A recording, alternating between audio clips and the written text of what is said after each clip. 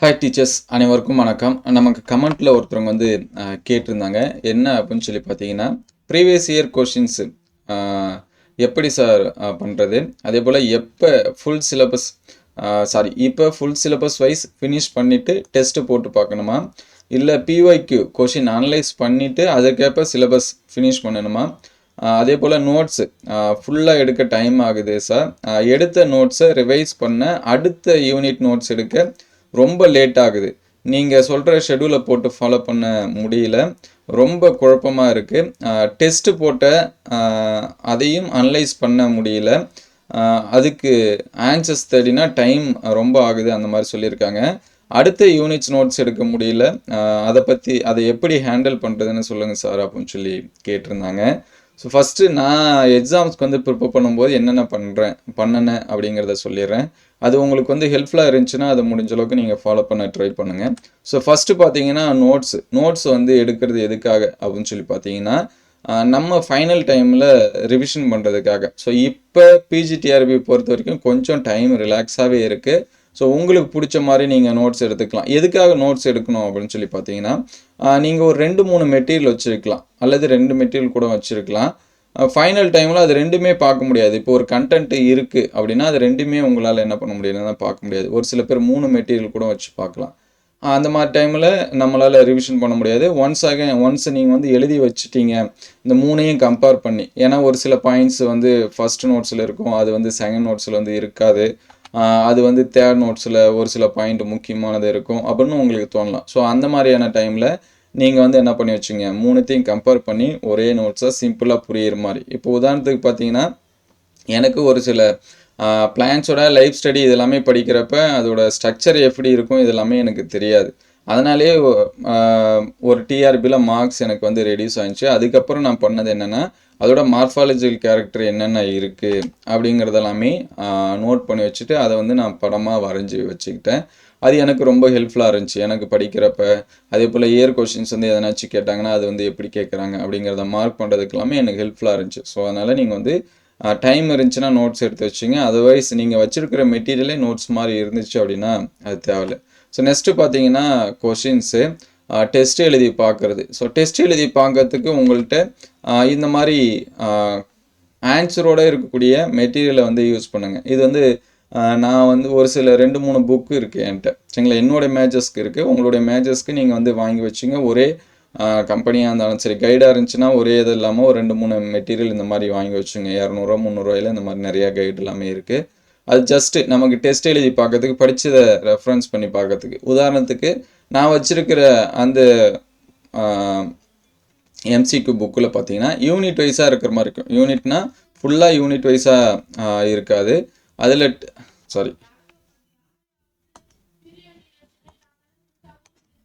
So அதில் வந்து test எழுதி பார்க்குற மாதிரி வச்சுருப்பேன். யூனிட் வைஸ்னால் ஒரு கொஞ்சமாக கம்மியாக தான் இருக்கும், சரிங்களா? ஃபுல்லாக இருக்கிற மாதிரி இருக்காது. ஸோ நான் இப்போ ஒரு டாபிக் படிக்கிறேன் அப்படின்னா அந்த டாப்பிக்கில் படித்து எழுதி பார்க்குற அளவுக்கு அதில் ஓரளவுக்கு இருக்கும். ஒரு 100 கொஷின் 150 கொஷின் இந்த மாதிரி இருக்கும். நான் அந்த யூனிட் வந்து ஃபுல்லாக படிக்கலனாலும் நான் வந்து சும்மா ட்ரை பண்ணி பார்ப்பேன். ஏன்னா நமக்கு வந்து முக்கியம் என்னென்னா கொஷின்னு அதுக்கான ஆன்சர்ஸ் தான் முக்கியம். ஒன்ஸ் அகைன் இன்னொரு டைம் எழுதும்போது அதுக்கு நம்ம வந்து ஃபில்ஃபில் ஆகிடலாம். அதே மாதிரி அவங்க வந்து ஆன்சர் தேடுறதுக்கெலாம் கஷ்டமாக இருக்குன்னு சொல்லியிருந்தாங்க. ஸோ இந்த மாதிரி கொஷின் வித் ஆன்சர்ஸ் இருக்கிற புக்லெட்டு நீங்கள் வாங்கி வச்சுட்டிங்க அப்படின்னா நீங்கள் ஆன்சரை தனியாக வந்து என்ன பண்ண தேட தேவையில்ல, சரிங்களா? அதனால் முடிஞ்ச அளவுக்கு இந்த மாதிரி இருக்கிறதா பாருங்கள். அவங்க எப்படி டெஸ்ட் எழுதி பார்த்தாங்கன்னு தெரியல. ஸோ டெஸ்ட் எழுதும்போது நான் ஏற்கனவே சொல்லியிருக்கேன், இது வந்து ரிட்டனாக எழுது வந்து இது ஓஎம்ஆர் ஷீட்டு. நானே வந்து ஒரு பக்கத்தில் 400 கொஷின் இருக்கிற மாதிரி 200 சரிங்களா? ஒரே பேஜில் பார்த்தீங்கன்னா ஒரு பேப்பரில் 400 கொஷினுக்கு 800 கொஷினுக்கு வந்து ஆன்சர்ஸ் பண்ணுற மாதிரி இருக்கும். அதை நான் வந்து காப்பி பேஸ்ட் பண்ணி ரெடி பண்ணி வச்சது. ஸோ இப்போ டெஸ்ட் எழுதி பார்க்குறப்ப பார்த்தீங்கன்னா இங்கே நான் ரவுண்ட் பண்ணியிருப்பேன். இந்த ரவுண்டிங்க்கெலாம் என்ன மீனிங் அப்படின்னா, இதெல்லாமே எனக்கு தெரியாமல் நான் பண்ண ஆன்சர்ஸ், சரிங்களா? இப்போ இந்த 65 இருக்குது அப்படின்னா இந்த 65க்கான ஆன்சர்ஸ் வந்து எனக்கு தெரியாது. இருந்தாலும் நான் வந்து பின்னு ஒரு ஆப்ஷன் வந்து போட்டிருக்கேன். அதை நான் வந்து டிக் பண்ணியிருக்கேன். ஸோ எதுக்காக இந்த மாதிரி ரவுண்ட் பண்ணி வச்சுருக்கேன் அப்படின்னு சொல்லி பார்த்தீங்கன்னா, எனக்கு தெரியாமல் நான் பண்ணது. மற்றது எல்லாமே ரவுண்டிங்கில் இருக்காது. ஸோ இது எல்லாமே எனக்கு ஓரளவுக்கு ஆன்சர்ஸ் வந்து தெரியும். நான் வந்து டெஸ்ட்டு முடிச்சுட்டு இது வந்து கிராஸ் செக் பண்ணுவேன். ஸோ கிராஸ் செக் பண்ணும்போது எதெல்லாமே நம்ம தெரியாமல் போட்டோம் அதுக்கு வந்து ஆன்சர்ஸ் வந்து கரெக்டாக இருக்கா அப்படி இல்லை தப்பாக இருக்கா அப்படின்னு சொல்லி செக் பண்ணுவேன். எதுக்காக அப்படின்னா நம்ம ஒன்ஸ் இதுதான் ஆன்சர்ஸ் அப்படின்னு சொல்லி போட்டு வச்சிட்டோன்னா அதை ரீசெக் பண்ணலைன்னா அப்படின்னா ஃபைனல் வரைக்கும் நமக்கு இதுதான் ஆன்சர்ஸ்னே நம்ம மைண்டில் இருக்கும். சரிங்களா? அதே போல் நான் தெரிஞ்சது ஏதாவது தப்பு பண்ணியிருந்தேன் அப்படின்னா இப்போ இங்கே ஃபர்ஸ்ட் கொஸ்டினுக்கு வந்து சி போட்டிருக்கேன். அது பக்கத்துலேயே பார்த்தீங்கன்னா பி. ஸோ கரெக்டான ஆன்சர்ஸ் வந்து பார்த்தீங்கன்னா பி தான். அப்போ வந்து சி வந்து தப்பு. ஸோ இதை வந்து நம்ம வந்து தப்பாக பண்ணியிருக்கோம். அப்போ நமக்கு தெரிஞ்சது இங்கே வந்து தப்பு பண்ணியிருக்கோம் அப்படின்னு சொல்லிட்டு அர்த்தம். அப்போ எத்தனை கொஷின் நமக்கு நல்லா தெரிஞ்சதை தப்பு பண்ணியிருக்கோம், எத்தனை தெரியாத கொஷின்ஸ்க்கெலாம் ஆன்சர்ஸ் வந்து வந்திருக்கு அப்படிங்கிறத ரீசெக் பண்ணிக்குவேன். அதே போல் எனக்கே வந்து மார்க்ஸ் போட்டுட்டு நீங்கள் நல்லா பண்ணியிருக்கீங்க பண்ணல அப்படிங்கிற மாதிரி நம்ம ஸ்டூடெண்ட்ஸ்க்கு வந்து சொல்கிறோம் பார்த்தீங்களா, இது வந்து செல்ஃபாக நம்மளே சொல்லிக்கிறது தான். சரிங்களா?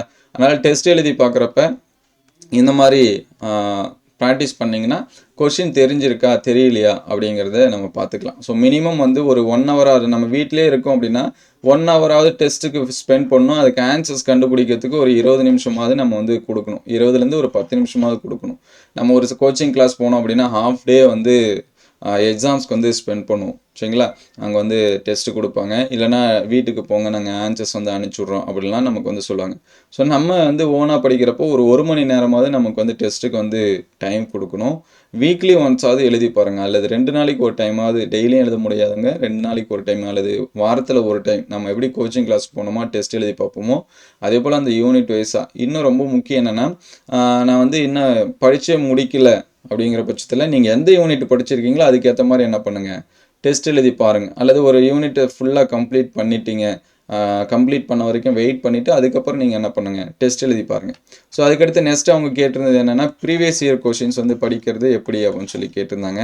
ப்ரீவியஸ் இயர் கொஷின்ஸ் வந்து படிக்கிறப்ப இந்த மாதிரி பக்கத்தில் எழுதி வச்சுங்க, ரொம்ப முக்கியம். ஏன்னா அது நம்ம வந்து ரிவிஷன் பண்ணுவோம். இப்போ வந்து நான் ஒரு 5 நாளைக்கு கழிச்சு எக்ஸாம்ஸ் இருக்குது, இல்லை அது 4 நாளுக்கு இருக்குது அப்படின்னா நம்ம பிஒய்க்யூ பார்த்தாலே அதில் இருக்கிற ஆப்ஷனுக்கு நமக்கு ஆன்சர்ஸ் வந்து தெரியணும். அந்த மாதிரி வச்சுருக்கணும்.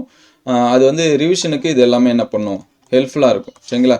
அப்போ ப்ரீவியஸ் இயர் கொஷின் பார்க்குறப்ப நான் இன்னும் எதுவுமே படிக்கலை அப்படின்னா நமக்கு அந்த கண்டென்ட் தெரியாது. அப்போ நீங்கள் படித்ததுக்கு மட்டும் இந்த மாதிரி என்ன பண்ணி வச்சிங்க, நோட்ஸு எக்ஸ்ட்ரா எழுதி வச்சுங்க.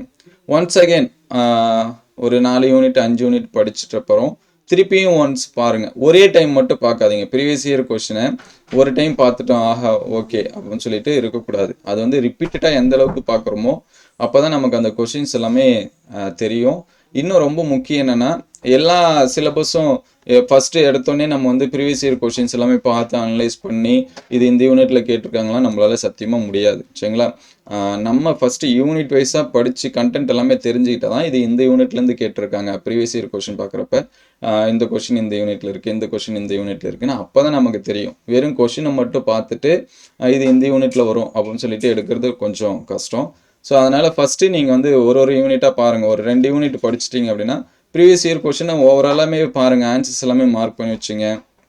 நமக்கு பேசிக்காக ஒரு சில இதெல்லாமே தெரியும். ஸோ அதுக்கு ஆன்சர் இல்லாத ஆப்ஷனுக்கு என்னென்ன வருது அப்படிங்கிறத சைடில் என்ன பண்ணி வச்சிங்க, எழுதி வச்சிங்க. அதே போல் ஒரு டைம் மட்டும் ப்ரீவியஸ் இயர் கொஷின்ஸ் பார்க்காதீங்க. இப்போ 2 யூனிட் படிக்கிறப்போ ஒரு டைம் பார்க்குறீங்க அப்படின்னா 4 யூனிட் கம்ப்ளீட் பண்ணிட்டீங்கன்னா அடுத்து திருப்பி இன்னொரு ஒன்ஸ் அகேன் என்ன பண்ணுங்கள், பாருங்கள். சரிங்களா? அப்போ அதில் இருக்கிற கொஷின்ஸ் எல்லாமே மிங்கிளாகி வரும். 10 யூனிட் படித்து முடிச்ச பிறகு தான் நம்ம வந்து ப்ரீவியஸ் இயர் கொஷின்ஸ் வந்து பார்க்கணும். இல்லை முன்கூட்டியே பார்த்து வச்சுட்டோம் அப்படின்னா இந்த கொஷின் இப்போ உதாரணத்துக்கு பார்த்தீங்கன்னா இப்போ ஒரு 116 இருக்குன்னு வச்சுங்களேன், நம்ம படித்த யூனிட்டில் இல்லை, இப்போ நான் 6ஆவதாக படிக்க போகிறேன், அந்த யூனிட்டில் இந்த கண்டென்ட்டில் கொஷின் கேட்டாங்க அப்படின்னா இந்த மாதிரி கொஷின் வந்து இங்கே கேட்டிருக்காங்க அப்படிங்கிறது நமக்கு வந்து தெரியும். ஸோ அப்போ அந்த டாபிக் படிக்கிறப்ப கொஞ்சம் எக்ஸ்ட்ரா கவனம் செலுத்தி நம்ம என்ன பண்ணுவோம், படிப்போம். ஸோ இந்த மாதிரி நீங்கள் என்ன பண்ணுங்கள், ட்ரை பண்ணி பாருங்கள். ஸோ ஃபஸ்ட்டு வந்து முடிஞ்சால் உங்களுக்கு டைம் இருந்துச்சுன்னா நோட்ஸ் எடுங்க. அதர்வைஸ் வந்து நீங்கள் வச்சுருக்கக்கூடிய மெட்டீரியலை வச்சு தான். சரிங்களா? நீங்கள் எந்த மாதிரி வச்சுருக்கீங்கன்னு சொல்லிட்டு பாருங்கள். அதேமாதிரி டெஸ்ட் எழுதி பார்க்குறதுக்கு இந்த மாதிரி எதனாச்சும் கைடு இருந்துச்சுன்னா அதை வந்து யூஸ் பண்ணிக்கேன். வித் ஆன்சர்ஸோட நீங்கள் வந்து ஆன்சர்ஸ் வந்து தேடி கண்டுபிடிக்கணும் அந்த மாதிரி வந்து கைடு வந்து என்ன பண்ணாதீங்க, யூஸ் பண்ணாதீங்க. ஆன்சர்ஸ் இருக்கிற மாதிரி ஆனால் கைடு வச்சு என்ன பண்ணுங்கள், டெஸ்ட் எழுதி பாருங்கள். அதே போல் டெஸ்ட் எழுதி பார்க்குறப்ப இந்த மாதிரி மார்க் பண்ணி வச்சிங்க, அல்லது இந்த மாதிரி OMR போட்டு வச்சு கூட நீங்கள் என்ன பண்ணிக்கலாம், செக் பண்ணிக்கலாம். ஸோ இந்த OMR இருக்கிறப்ப பார்த்தீங்கன்னா இதில் வந்து ரவுண்ட் பண்ணிலாம் இருக்கும். ஸோ இந்த மாதிரி ரவுண்ட் பண்ணி இருந்துச்சு அப்படின்னா அது எல்லாமே நம்ம தெரிஞ்சது தெரியாது. ஏன்னா நம்ம வந்து அனலைஸ் பண்ணி வச்சுக்கலாம் எத்தனை கொஸ்டின் தெரிஞ்சதுக்கு வந்து தப்பு பண்ணியிருக்கோம். அப்போ தெரிஞ்சது எப்பயுமே எக்ஸாமை பொறுத்த வரைக்கும் என்னென்னா தெரிஞ்ச கொஸ்டின் மட்டும் தப்பு பண்ணக்கூடாது. ஏன்னா நமக்கு தெரிஞ்ச கொஷின் எல்லாத்துக்குமே என்ன பண்ணியிருக்கோம், தெரிஞ்சிருக்கும். அப்போ தான் நமக்கு வந்து மார்க்ஸ் வந்து குறையும். மற்றவங்க வந்து நம்மளுடைய மார்க்ஸ் வந்து என்ன பண்ணுவாங்க, முன்னாடி போவாங்க. ஸோ அதெல்லாமே பார்த்து வச்சுங்க. உங்களுக்கு வேறு ஏதாச்சும் டவுட் இருந்துச்சுன்னா கமெண்ட் பண்ணுங்கள். முடிஞ்ச அளவுக்கு நமக்கு இப்போ நிறைய ஸ்பேஸ் இருக்குது. அதனால் நோட்ஸ் எடுக்கிறது என்ன யூஸ் அப்படின்னு சொல்லி பார்த்தீங்கன்னா, ஃப்யூச்சரில் எக்ஸாம் டைமிங்கில் ரிவிஷன் பண்ணுறதுக்கு என்ன இருக்கும் அப்படின்னா ஹெல்ப்ஃபுல்லாக இருக்கும். இப்போ ஒரு 300 பக்கம் இருக்குது, ஒரு மெட்டீரியல் நம்ம படிக்கிறோம், அது ஒரு 100 பக்கமாக எழுதி வச்சுட்டோம் அப்படின்னா, அந்த யூனிட்டை அல்லது ஒரு 50 பக்கத்துக்கு எழுதி வச்சுட்டோம் அப்படின்னா அந்த யூனிட்டை ஒரு நாள் 2 நாளில் 10 யூனிட்டில், அதாவது 10 யூனிட்டை 10 நாளில் படிக்கிறது எப்படி, அந்த 10 யூனிட்டை மறுபடியும் வந்து ஃபஸ்ட்லேருந்து படிக்கிற மாதிரி படிக்கிறது எப்படி, அது வந்து நம்ம தான் முடிவு பண்ணி வச்சுக்கணும். சிம்பிளாக நமக்கு புரிஞ்ச மாதிரி, சரிங்களா? டிஆர்பியில் கொஷின் கேட்கறது தான் நம்ம வந்து நோட்ஸாக எடுக்கணும் அப்படின்னா கண்டிப்பாக யாராலையுமே முடியாது. அது யாருக்குமே என்ன பண்ணாது தெரியாது. நம்ம எடுத்து வச்சுக்கிற நோட்ஸில் எக்ஸாம்ஸ்க்கு வந்து எந்த அளவுக்கு ரொம்ப முக்கியம் என்னென்னா, அப்ஜெக்டிவ் டைப்பை பொறுத்த வரைக்கும் கொஷினை ஒமிட் பண்ண தெரிஞ்சிட்டாலே நம்ம ஆன்சர்ஸ் வந்து கண்டுபிடிச்சிடலாம். இதுக்கு இந்த ஆன்சர்ஸ் வந்து இல்லை, சரிங்களா, இதுக்கு இது வராது அப்படின்னு தெரிஞ்சுக்கிட்டாலே நம்ம ஓரளவுக்கு இதுதான் ஆன்சர் அப்படிங்கிறத ஃபைனல் பண்ணிடலாம். சரிங்களா? கொஷின் நிறைய விதமாக நம்ம ஆன்சர்ஸ் வந்து பண்ணலாம். ஒன்று டைரக்ட் ஆன்சர், இதுக்கு இதுதாங்க வரும் அப்படின்னு சொல்லி தெரிஞ்சுக்கிட்ட பண்ணுறது ஒன்று. ஒரு சிலது டவுட்டாக வரது எல்லாமே கொஷினை ஒமிட் பண்ணும். அதுக்கு ப்ரீவியஸ் இயர் கொஷின், இந்த மாதிரி அப்ஜெக்டிவ் டெஸ்ட் கொஷின், இந்த மாதிரி எல்லாமே எழுதி பார்த்தோம் அப்படின்னா நமக்கு வந்து ஹெல்ப்ஃபுல்லாக இருக்கும். ஸோ ப்ரீவியஸ் இயர் கொஷின் பார்க்குறப்ப இந்த மாதிரி சைடில் என்ன பண்ணி வச்சிங்க, எழுதி வச்சிங்க. நீங்கள் அது புக்காக வச்சுருந்தாலும் சரி, அல்லது மெட்டீரியலாக எதில் எப்படி வச்சுருந்தாலும் சரி, இல்லை எழுதுறதுக்கு ஸ்பேஸ் இல்லை அப்படின்னா தனியாகவே ஒரு நோட் போட்டு பிஒய்க்யூன்னு போட்டு அந்த இயரை மென்ஷன் பண்ணி வச்சிங்க. இப்போ 2010 கொஷின் வந்து பார்க்குறீங்க அப்படின்னா ஒரு நோட்டில் எழுதி வச்சிங்க ஃபஸ்ட்டு கொஷனுக்கு இது, அப்போ அந்த கொஷின் பேப்பர் இந்த நோட்டு ரெண்டுத்தையும் வச்சு படிக்கிறப்ப நமக்கு இன்னும் கொஞ்சம் என்ன இருக்கும் அப்படின்னா ஈஸியாக இருக்கும். சரிங்களா? முடிஞ்ச அளவுக்கு இந்த மாதிரி கொஷினாக இருந்துச்சுன்னா எழுதுறதுக்கு ஸ்பேஸ் இருந்துச்சுன்னா அதிலே எழுதிக்கங்க, அல்லது தனியாக ஒரு நோட்டு போட்டு என்ன பண்ணுங்கள் எழுதுங்க. ஸோ இது எல்லாமே எந்தளவுக்கு ஹெல்ப்ஃபுல்லாக இருந்துச்சு அப்படிங்கிறத கமெண்ட் பண்ணுங்கள். உங்களுக்கு வேறு ஏதாச்சும் டவுட் இருந்தாலும் கமெண்ட் பண்ணுங்கள். எந்த அளவுக்கு புரிஞ்சிருக்கு அப்படின்னு சொல்லுங்கள்.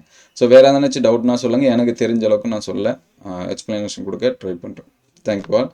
தொடர்ந்து படிச்சுட்டே இருங்க. நமக்கு கொஞ்சம் ஸ்பேஸ் இருக்குது, சரிங்களா? அதனால் யார் சொல்கிறதையும் கேட்காதீங்க. இவங்க இது வந்து வராது, போட்டி அதிகம் அப்படிலாம் நிறைய பேர் சொல்லுவாங்க. அவங்க பேச்செல்லாம் கேட்காதீங்க. நம்மளுடைய டார்கெட் நமக்கான ஒரு போஸ்ட்டு தான், சரிங்களா? அது நமக்கு வந்து கண்டிப்பாக இருக்கும். அதனால் தொடர்ந்து படிங்க. கண்டிப்பாக சக்ஸஸ் பண்ணலாம். Thank you all.